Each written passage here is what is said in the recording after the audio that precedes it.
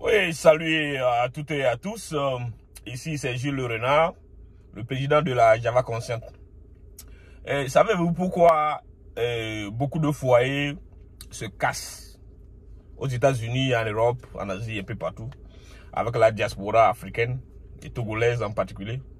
Savez-vous pourquoi? C'est généralement à cause des femmes. À cause des femmes. Les hommes, ils font des efforts. Parce que l'homme africain, il est sexuellement puissant et il est sexuellement, je ne sais pas, indescriptible. Parce que il est vraiment un monstre sexuel. C'est un chasseur de sexe. Donc, on le voit un peu partout et tout. C'est quelqu'un qui opte généralement pour la polygamie. Dans la majorité des cas, les hommes africains sont polygames. Ils ont la mentalité polygamique. Mais arrivé aux États-Unis, c'est ça, moi je vois comme c'est une grande évolution. Ils ne peuvent plus le faire parce que la loi leur impose la monogamie. Donc déjà, avec ça, je ne crois plus qu'il devrait avoir de problème dans le foyer. Maintenant, si je parle des femmes, je m'explique pour dire pourquoi je dis que c'est les femmes.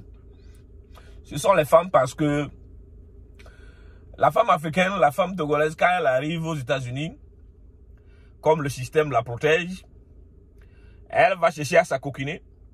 Voilà les avocates, les avocats, les juges, tout ça là, tous ces légalistes là, les gens qui ont fait le droit là, ce sont des arrivistes et des pseudo-juristes qui vont parler dans les oreilles de la femme pour lui dire, ok, tu as ce droit, voilà ton mari ne devait pas te faire ceci, il ne doit pas faire cela, et ici, par-ci, machin, et on va lui dire tous les droits dont elle a dans le système américain, européen, ici, patati patatra.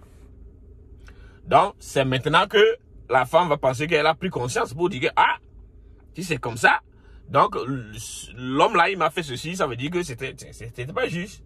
Lui, là, il m'a fait cela parce que c'est pas juste. Elle va commencer à se rebeller maintenant. Elle va commencer à se rebeller. Voilà la réalité. Donc, si avant, au pays, ou bien arrivé ici, juste aux États-Unis, en Europe, en Asie, quelque part, vous arrivez premièrement, l'homme arrivait à te gifler, il n'y a pas de problème, vous vous entendiez bien parce que, bon, c'était votre vie. Maintenant, que les juges ont lavé le cerveau de la femme pour lui dire, ah, voilà tes droits, il ne doit pas faire ceci, il ne doit pas faire cela. Bon, je ne dis pas que gifler c'est bon, mais je donne seulement des exemples pour que vous compreniez mes intentions, ce que je veux dire. Donc, pour des petits problèmes qu'on pouvait discuter ensemble pour se comprendre, la femme va maintenant se rebeller pour dire que voilà, ce sont mes droits, c'est mon droit, tu ne dois pas faire ceci, tu ne dois pas faire ceci. Et c'est là que le problème commence. On va l'arrêter. Ah, les gars, ça devient un problème. On va lui dire, oh, ok, ici, là, c'est la femme d'abord, hein. Ok, vous avez un enfant, vous avez 2 enfants. Oh, si l'homme, là, il ne veut pas te respecter, fait ceci, non, il faut aller seulement en justice, non. Il faut faire le divorce. Quand tu fais le divorce, là, on prend, tu gardes ton enfant. L'homme va aller louer une grande maison pour toi. Et puis, tu gardes ton enfant, tu es là, tu es libre. Il paie le loyer, il paie, comment l'appelle-t-on, le manger et tout. Et puis, tu es tranquille. Tu vois, non, on lui coupe son salaire pour te donner et tout ça. Et puis, tu vas vivre tranquille. Il va payer pour l'enfant, ce qu'on appelle généralement child support. Et c'est comme ça. Donc, s'il ne te respecte pas, c'est ça seulement. Il faut déclencher ça contre lui. Voilà la réalité.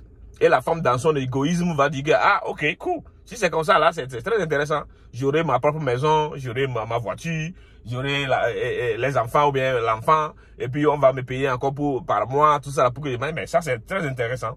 Et puis, voilà comment le problème commence. Et dans son égoïsme, elle va déclencher des problèmes qui ne devraient même pas exister. Alors que c'est une illusion. Donc voilà, la règle c'est ça. Mais dans la réalité, c'est pas toujours comme ça.